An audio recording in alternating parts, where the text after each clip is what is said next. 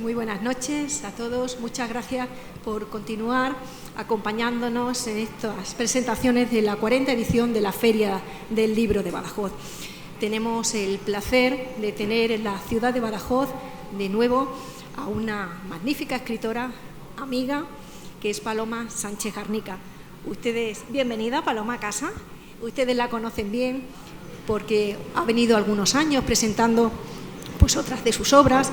La hemos podido ver también en los premios Ciudad de Badajoz, en la que es parte y miembro importante de los jurados de novela Ciudad de Badajoz y, como digo, pues vuelve a la ciudad y nosotros estamos encantados de recibirlo. Ya siempre le decimos que vuelve a casa, tanto ella como Manolo, su marido, que también por aquí nos acompaña.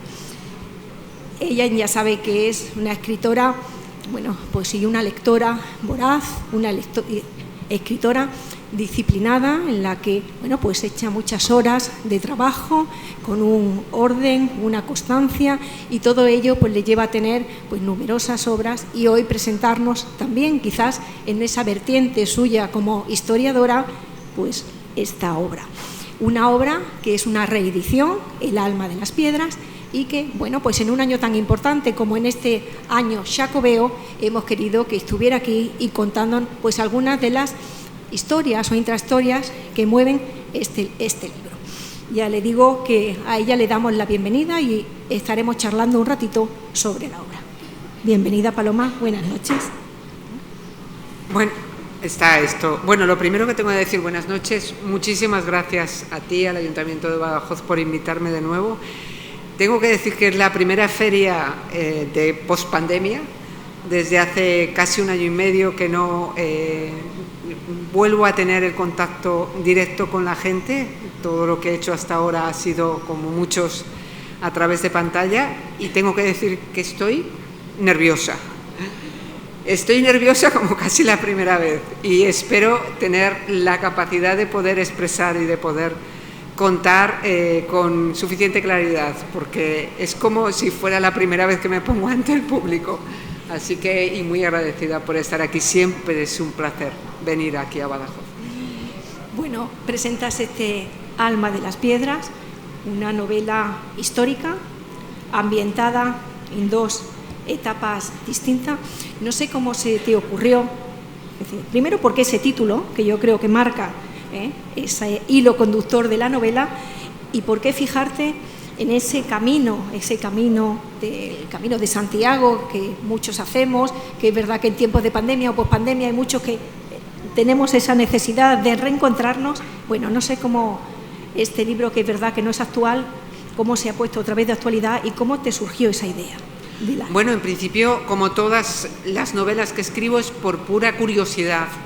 Yo escribo para aprender y cuando tengo curiosidad sobre una época, sobre un hecho histórico, sobre algo que me interesa, sobre lo que me interesa indagar, la escritura me da esas herramientas que me ayudan a ordenar, a relacionar, a comprender mejor esa época. A través de los personajes entiendo mucho mejor esa época. En el proceso no solamente el proceso de escritura, sino el proceso de documentación, de asimilar esa documentación. Y esto es lo que me ocurrió con esta novela, porque había escrito antes La brisa de Oriente y recuerdo que tocaba un poco el Camino de Santiago en el siglo XIII y me surgió esa curiosidad.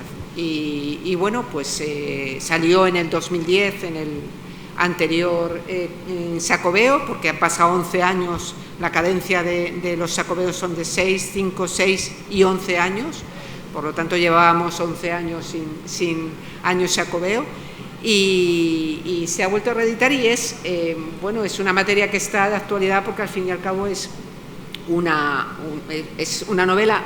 Yo no lo diría tanto histórica, porque no trato la historia con mayúsculas, sino que trato de acercarme a lo que pasó, a lo que ocurrió a través de personajes ficticios. Y bueno, el título me surgió directamente de boca de uno de los personajes, que es el cantero, uno de los canteros, porque los canteros lo que hacen es sacar el alma de las piedras dejando prácticamente la suya, ¿no? y bueno, pues hacen sillares que luego se convierten en muros que sujetan templos o iglesias o monasterios, o hacen relieves o hacen esculturas, ¿no? Y de ahí surgió, escribiendo, le salió de la boca de uno de los personajes el título y me pareció buen título. Esas marcas que siguen distintos personajes de la novela, esas marcas de los canteros, ¿no? Hay unas sí, otras no, que van identificando, bueno, qué sentido tiene o cómo pueden marcar el camino de forma tan distinta, ¿no? Hay unas marcas en unas zonas de los altares, otra en alguna parte del camino, ¿no? Bueno, la verdad es que la historia cuenta dos momentos, se entrelazan dos historias en dos momentos históricos fundamentales para entender, para comprender el origen y posterior desarrollo y auge del fenómeno jacobeo y sus dos inmediatas consecuencias, que son la peregrinación y el camino, la formación del Camino de Santiago. Y estas dos historias están hiladas, están conectadas con el trabajo de los canteros que desarrollaron a lo largo del camino, del llamado Camino francés, en el que dejaron unas marcas en el muro, que los muros para ellos eran un elemento indestructible, un elemento eterno, un elemento que no podía, no tenían temor a que se perdiera en el tiempo o con el fuego, y dejaron unas marcas cuyo significado desconocemos. Los canteros eran gente preparada, gente que pensaba, gente que tenía criterio, en un momento histórico en el que mostrar sus ideas, mostrar sus criterios podía ser peligroso. Si dejaron o no mensajes a través de esas marcas lo desconocemos, porque no tenemos la piedra Rosetta que traduzca el significado de esas marcas. Se han dado muchas teorías, se ha hablado mucho y da pie a ficción, a ejercer la ficción en novelas, pero lo cierto es que desconocemos su significado. Algo importante tuvo que ser, porque jalonan prácticamente sobre todo los oratorios, las iglesias, las ermitas, los monasterios, incluso construcciones civiles también, pero sobre todo iglesias y en el entorno de los altares. Son marcas que muchas veces se mantienen y se repiten a lo largo del camino. Hay otras marcas que están ubicadas en lugares estratégicos para que en un momento determinado del año les dé la luz y justo el rayo de luz. Es decir, hay un misterio alrededor de esas marcas que desconocemos. Y a mí me pareció eso fascinante, ¿no?, para utilizarlo en una ficción. En el libro, bueno, pues desde el principio aparece en ese túmulo en el que, bueno, se van los personajes, ella lo contará mejor, pues haciendo esa pregunta si es, bueno, de los restos del apóstol Santiago, si es verdad o no que pasaron y estuvieron aquí en España y luego llevaron a esa devoción de fe, ¿no? Bueno, Santiago no estuvo, el apóstol Santiago no estuvo aquí, claro. Pero vamos a ver, lo que se produce en el siglo IX, en el 800, yo lo ubico creo que en el 814, pero está entre el 813 al 826, no se ponen de acuerdo, porque se sitúa durante el reinado de Alfonso II el Casto, el rey de Asturias, y la vida del obispo Teodomiro, que es el que aparentemente da por válidos el hallazgo de esos restos. En esa época hay que era el primer título que tenía, que es la palabra inventio. Inventio, en el significado etimológico medieval, no es el mismo que podemos tener ahora de engaño o invención, sino que en el latín medieval eclesiástico, que es en el que nos movemos, la inventio es el hallazgo, descubrimiento de unas reliquias en un lugar donde antes no se tenía noticias. Y es lo que ocurre con los restos del apóstol Santiago en ese siglo IX en Galicia. Es una leyenda, es un mito. Toda leyenda tiene un trasfondo de verdad, siempre una base de verdad. La leyenda o el mito, para que cuaje, necesita un caldo de cultivo previo que permita implantar en las mentalidades de la gente de la época en la que se origina ese mito, ¿no? Y en Galicia, el fenómeno jacobeo en Galicia se puede implantar porque tiene dos elementos que favorecen ese arraigo. Por una parte hay un camino previo, ancestral, y hay una tradición de una tumba, que es la de Prisciliano. Hay un camino previo, que es el camino de las estrellas, que sigue la Vía Láctea, que era utilizada de forma ancestral por los celtas para llegar al Finisterre, al final de la Tierra, y ver el rito diario del sol que muere en el mar para volver a renacer al día siguiente por el este. Ese camino existía, es el camino de las estrellas. Hay una tradición de una tumba que es la de Prisciliano. Prisciliano, que es lo que consideran que está, la mayoría de los gallegos consideran que es Prisciliano el que está allí. Prisciliano es el primer hereje de la Iglesia, es el primer cristiano ejecutado por cristianos, porque hasta el 385, que es el momento de su ejecución, habían sido ejecutados o condenados por los paganos, por los romanos. Prisciliano, se sabe muy poco de él porque todos los vestigios que había, todas las doctrinas fueron destruidas, pero se sabe que llegó a ser obispo de Ávila y por lo tanto debió de ser de familia rica.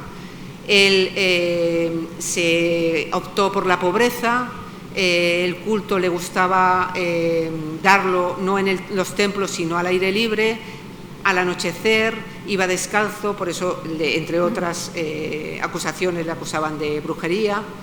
Integró a la mujer como parte de la congregación en un estado igualitario, consideraba que era igual la mujer que el hombre para hacer en la congregación.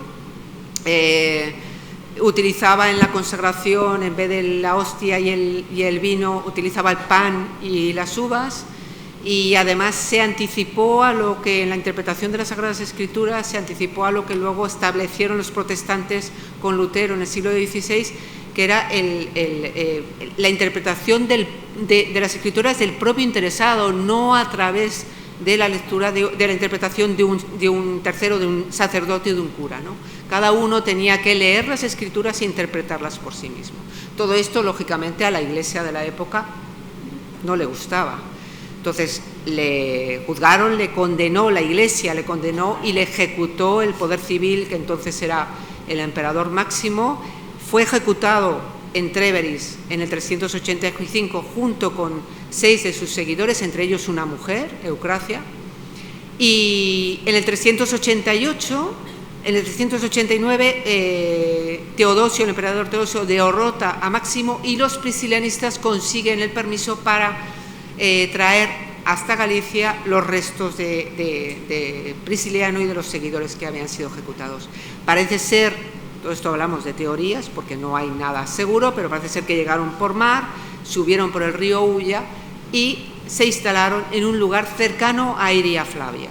A partir de ahí, esa tumba tiene la tradición de ser venerada en secreto.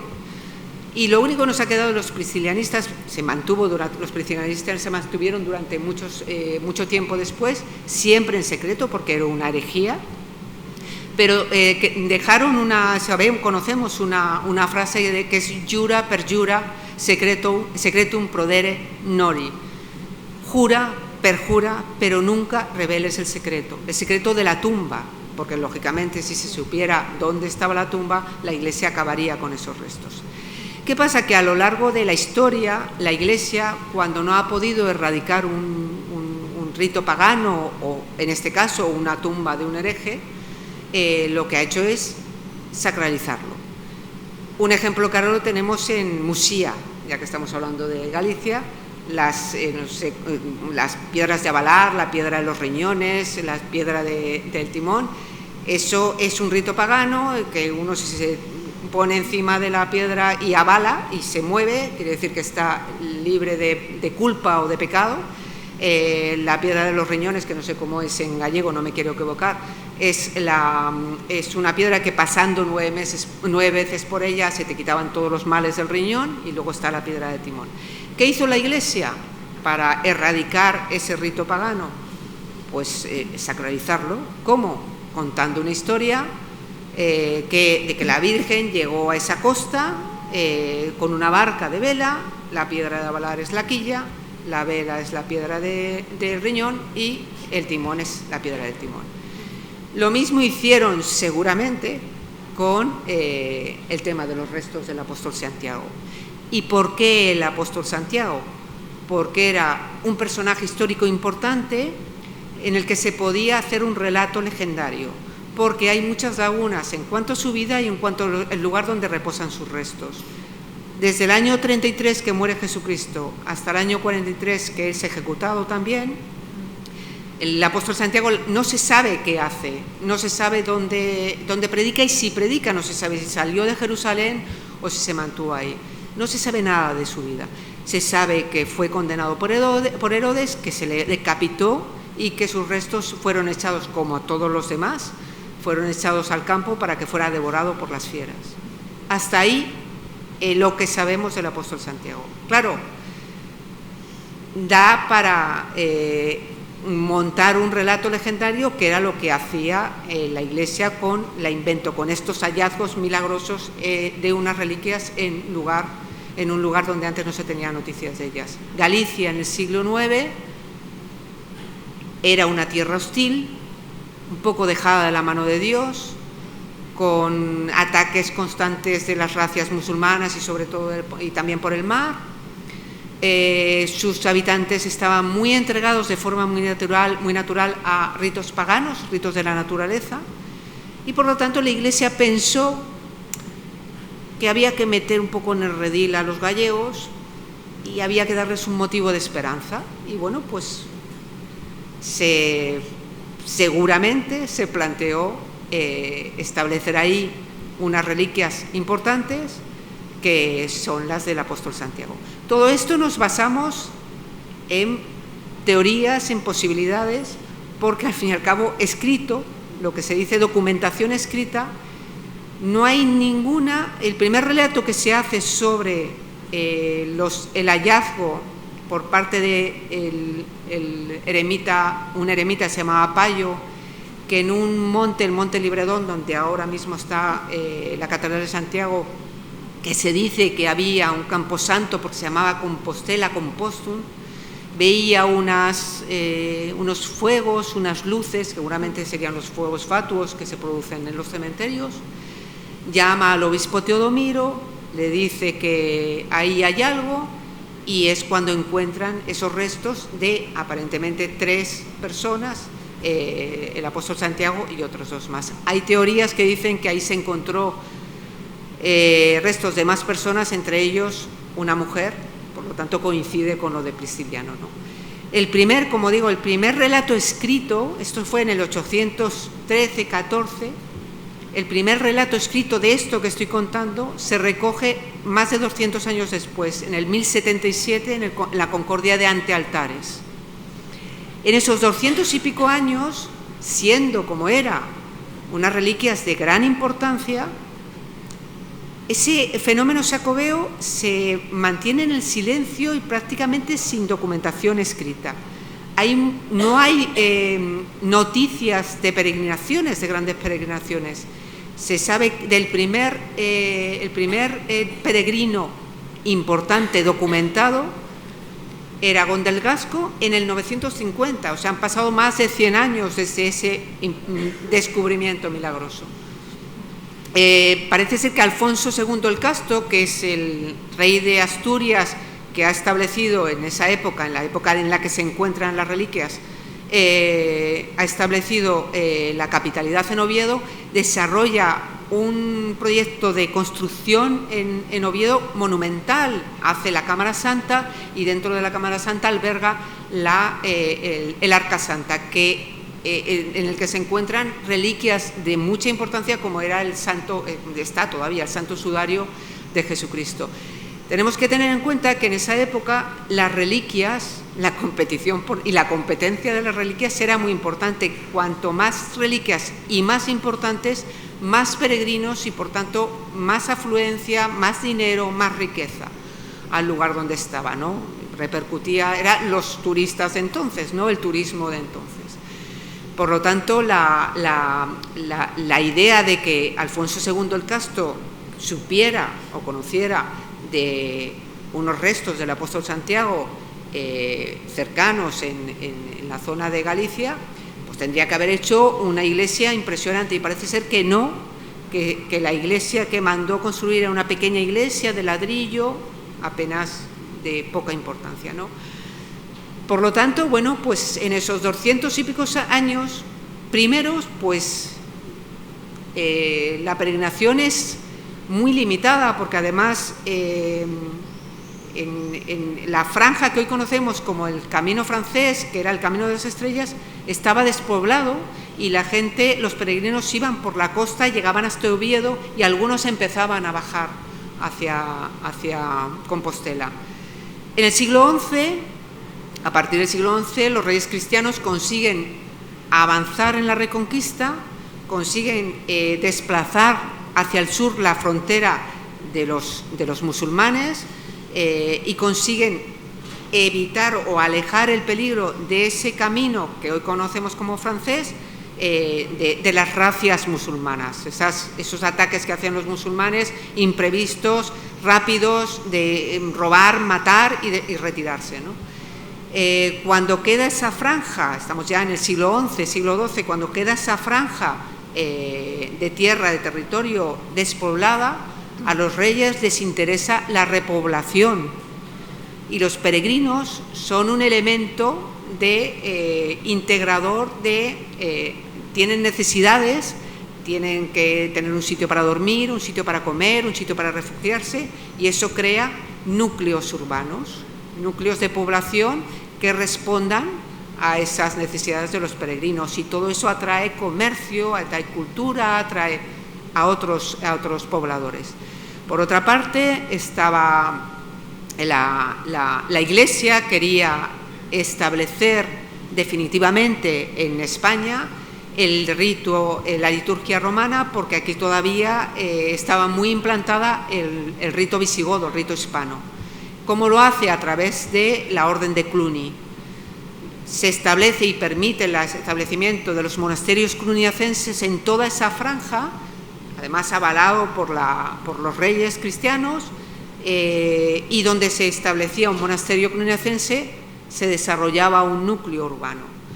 Y bueno, pues en esa época, en siglo XI, siglo XII, se desarrollan ciudades, núcleos urbanos como Santo Domingo de la Calzada, por el Santo Domingo García, o su discípulo San Juan de Ortega, su discípulo Juan. Entonces, bueno, pues se va desarrollando y se produce un poco un boom inmobiliario de todo ese camino francés. Ya empieza la gente a ir por el camino más fácil, que es el camino francés, sino por la costa, que era mucho más complicado, y empieza a desarrollarse el camino que lleva a Santiago. Además, las tornas se favorecen también en esa época, estamos hablando del siglo XI, siglo XII, las tornas favorecen a Santiago de Compostela, porque Jerusalén era muy complicado ir, porque no se podía ir, estaban las cruzadas, y en Roma también, para ir las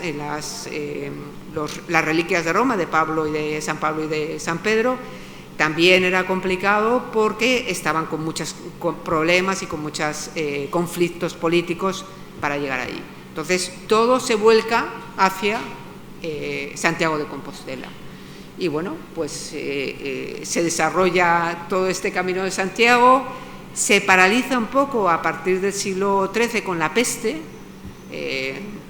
Hubo otra pandemia y de forma natural la gente dejó de peregrinar, y hay un hecho muy significativo, que en el 1579 llega a las costas gallegas el pirata Drake, el pirata inglés Drake, y arrasa La Coruña, y temen que llegue a Santiago y robe y destruya las reliquias de Santiago. ¿Y qué hace el arzobispo? Un arzobispo que se llamaba Juan San Clemente. Lo que hace es sacar las reliquias de Santiago, las esconde en un lugar tan escondido que se pierden durante 300 años. En 1879, León XIII permite la prospección arqueológica de buscar esos restos, se encuentran, Se encuentra además la lápida del obispo Teodomiro, el que había determinado que esos restos eran del apóstol Santiago, y en esa lápida no hay ninguna mención de un hecho tan trascendental, y no se hace una mención de que ha sido él el que ha dado por válidos esos restos, el hallazgo de esa inventio, y además se encuentran unos restos. Y Papa León XIII determina por primera vez en la Iglesia Católica, determina que los restos que se han encontrado en 1880, por su infalibilidad, dice que son los restos del apóstol Santiago y son lo que hay. Entonces estamos hablando de fe y de creencia, y es lo que hay. Hablas de fe con ese trasfondo documental que nos ha ido narrando, y también hay otro trasfondo que yo creo que, bueno, pues el moral o el religioso, ¿no?, a lo largo de tu novela. Claro, estamos aquí hablando de algo, estamos en un terreno de lo maravilloso, ¿no? No se puede racionalizar con algo tan etéreo como es la fe y las creencias. Además, el Camino de Santiago, las peregrinaciones, ha aportado tanto a la cultura, no solamente de España, sino de europea. Ha aportado tanto que supera con creces la verdadera identidad de los restos que estén bajo el altar de la Catedral del Apóstol Santiago. Da igual, ahora mismo, en la actualidad, la gente peregrina, y a mí me comentaban por qué peregrina ahora mismo la gente. Cada persona tiene un motivo para peregrinar. Hay motivos religiosos, hay motivos personales. Yo he hecho el Camino de Santiago, y yo creo que la peregrinación en sí misma es una metáfora de la vida, es pisar la tierra, es avanzar paso a paso hasta llegar a una meta, y al día siguiente levantarte y volver a llegar a la otra meta. Es superarte a ti mismo, es encontrarse con uno mismo en un silencio del camino, es compartir con otros, es esa relación de ese intercambio cultural que te encuentras y personal que te encuentras allí, ¿no? Dicen que el camino transforma, y yo creo que es así. Y eso es lo importante. Luego, que cada uno piense que está ante los restos del apóstol Santiago o no, eso no importa, eso está dentro de la creencia y de la fe de cada uno, ¿no? Yo lo que trato de explicar en la novela es novelado, por supuesto, en una ficción novelada, con los documentos que hay, con los ensayos históricos que hay, intentar hilar lo que posiblemente ocurrió, que no ocurrió así, pero podría haber ocurrido, ¿no? Y bueno, ya cada uno, es para entender un poco mejor qué es lo que es este fenómeno jacobeo, que tanto ha influido en nuestra cultura, ¿no?, y en nuestra forma, sobre todo en España y sobre todo en el norte, ¿no? Sí, porque tiene el camino que tanto atrapa. No solo, tú has dicho, para unos será una cuestión moral, religiosa, otros de fe.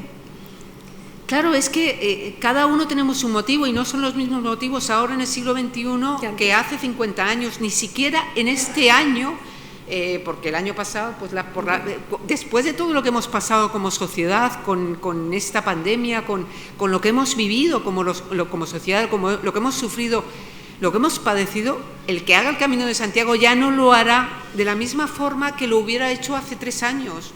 Hemos cambiado como sociedad. Entonces, claro, el peregrino que hacía el camino en el siglo XIII no tiene nada que ver con la peregrinación que podemos hacer cada uno de nosotros. Hay peregrinos que hacen el camino a pie, con su mochila al hombro, que se meten en albergues, y hay gente que va le llevan la maleta de un lado a otro y simplemente hace el camino a pie. Cada uno hace pues como quiere el camino, ¿no? Yo lo hice además con mis hijos, y mi experiencia fue en el Xacobeo un año antes del Xacobeo, en el 97. Lo hice con mis hijos, el pequeño tenía 11 años, el mayor tenía 15, fuimos a comprar las mochilas, y bueno, lo de las mochilas, mi hijo pequeño le dijo a su padre, una mochila pequeña, no, la más grande para el pequeño. Iban como a una aventura, ¿no? Era algo diferente. Íbamos a ir nos quedamos en albergues, éramos más jóvenes. Y bueno, pues llegamos, empezamos a hacer el primer día el camino y claro, a las 2 horas de ir con la mochila, mi hijo pequeño empieza a decir que no puede más. Pues tuvimos que repartir las cosas de la mochila entre los 3. Mi hijo mayor llegó a decir el primer día, el segundo día, nosotros lo hicimos desde Triacastela, toda la zona de Galicia. Mi hijo de 15 años decía, ¿a quién se le ha ocurrido hacer esto? O sea, no lo comprendían, ¿no? Y hubo una cosa que para mí fue una lección brutal, porque el pequeño, con 11 años, sufrió muchísimo durante los 3 primeros días. Hizo muchísimo calor, era un esfuerzo que él no comprendía, porque caminábamos una media 4 o 5 horas, aunque no llevaba mochila, pero para un niño de 11 años caminar, porque sí, porque había que llegar al albergue, era muy difícil de explicar. Yo recuerdo que llevaba por delante, veía las pantorrillas de mi marido y de mi hijo mayor, que iban por delante, y yo detrás de mi hijo le iba animando, o en silencio, o animando con palabras, decir, venga, Javier, venga, sigue, sigue. Y ahí me di cuenta de esto que he contado de la metáfora de la vida, ¿no? Me di cuenta de que mi hijo tendría que caminar su vida paso a paso y que yo podría estar a su lado animándole, podría estar a su lado apoyándole, pero que el camino lo tendría que hacer él, no yo. Y la satisfacción, la emoción que se siente, que eso solamente lo sabe el que ha sufrido en el camino, la emoción que se siente al llegar a la plaza del Obradoiro, de estar delante de la Catedral de Santiago, es inexplicable, y eso lo tenía que vivirlo él, ¿no? Yo no le podía privar de eso. Entonces esa metáfora, eso aprendí, y ellos aprendieron a que la vida se va avanzando paso a paso, poco a poco, llegando meta a meta, y que cuando llegas al final de ese camino tienes que emprender otro, que es la vida, es la evolución, el avance, paso a paso, y que cada uno tiene que tener su propio camino, que no tienes derecho a privarle, echándotelo al hombro, de ese sufrimiento para después esa satisfacción, ¿no? Entonces, para mí fue una lección de vida y bueno, pues por eso muchas veces, por eso tuve la curiosidad de saber, de entender por qué ese camino francés, por qué esas reliquias, por qué, y bueno, pues de ahí la novela. Esa novela tan documentada es como también un libro de viajes para los que no hemos hecho el Camino de Santiago y que queremos algún día hacerlo. También, bueno, pues has contado prácticamente el trasfondo importante de la novela, pero hay otra historia, una historia paralela, ¿no? La de un personaje que llama mucho la atención, la de Mabilia, con esa historia personal también dura. Antes hablabas de la Inventio, ¿no? Ese documento, y también la vida de ella, como también está marcado por otro documento, por un testamento, y cómo el camino a ella le lleva pues a seguir esas marcas que antes hemos comentado de los canteros, pero ella a Finisterre, ¿no? Cómo esas historias se van entrelazando. Las historias se entrecruzan, pero te digo que no me acuerdo de la historia. O sea, la escribí en el 2009. Entonces, a mí además los personajes, cuando termino una historia, me abandonan, y no me pasa lo mismo que con la lectura. Y lecturas, cuando a mí me llega una lectura, los personajes se quedan conmigo, pero sin embargo en la escritura, mis personajes, convivo con ellos durante muchos meses, incluso años. Y cuando, yo siempre digo, cuando la frase de mi editora que me dice, Paloma, ya no puedes cambiar más, entonces los personajes se silencian, ya no puedo hablar con ellos, y lo único que puedo hacer es hablar de ellos, y estos personajes salen de mi vida absolutamente, incluso me olvido de sus nombres, pero salen de mi vida porque ya dejan de ser míos. Estos personajes pasan a ser los personajes de todos y cada uno de los lectores que coge el libro, y con su experiencia vital, con su mochila personal de vida, con su edad, con su forma de ver la vida, se introducen en esa historia y tienen un diálogo único, exclusivo, individual con esos personajes que los hacen suyos. Entonces, me acuerdo de algo de Mabilia pero es que no me acuerdo de la no me pregunte porque no me acuerdo de la... Bueno, y además es que yo no vuelvo a leer, o sea, yo cuando sale... Mientras que yo puedo hablar con mis personajes, es decir, mientras que yo puedo cambiar, yo leo y releo y me encanta releer los manuscritos. Pero en el momento que me dicen que ya no puedo cambiar, para mí sería un sufrimiento leer esto. Porque siempre piensas que puede estar mejor, y cómo puse esto, y no poner, cómo utilicé este adjetivo, y cómo planteé esto. Esto es un sufrimiento. Lo hice con la primera y me dijo mi editora: ni se te ocurra volver a leer una novela tuya. Y entonces aprendí la lección y nunca, no se me ocurre. Además me da hasta un poco de pavor abrir el libro y leer y decir: uy, esto lo he escrito yo. No te tortures. Bueno, pues esa historia apasionante además queda mucho mejor que así nos lo cuenten y ustedes lo van descubriendo. Sí, son dos historias.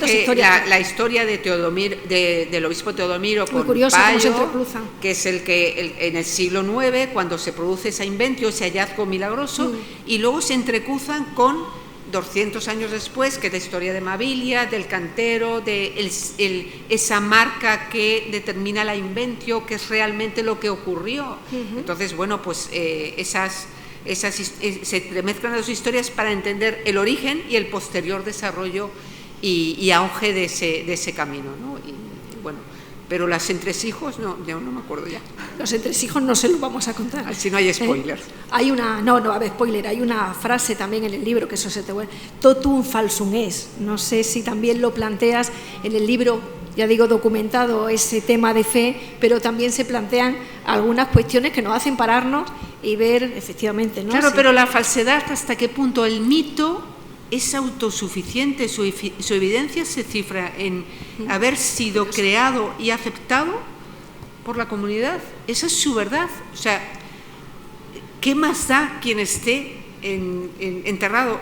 El que crea que es el apóstol Santiago, pues vale, pues es que no podemos decir que no, y el que crea que es prisciliano, pues también, pero es que no es algo que está dentro del ámbito de la fe, del ámbito de las creencias, y eso no requiere de ninguna prueba histórica, de ninguna verdad, no requiere de una verdad histórica.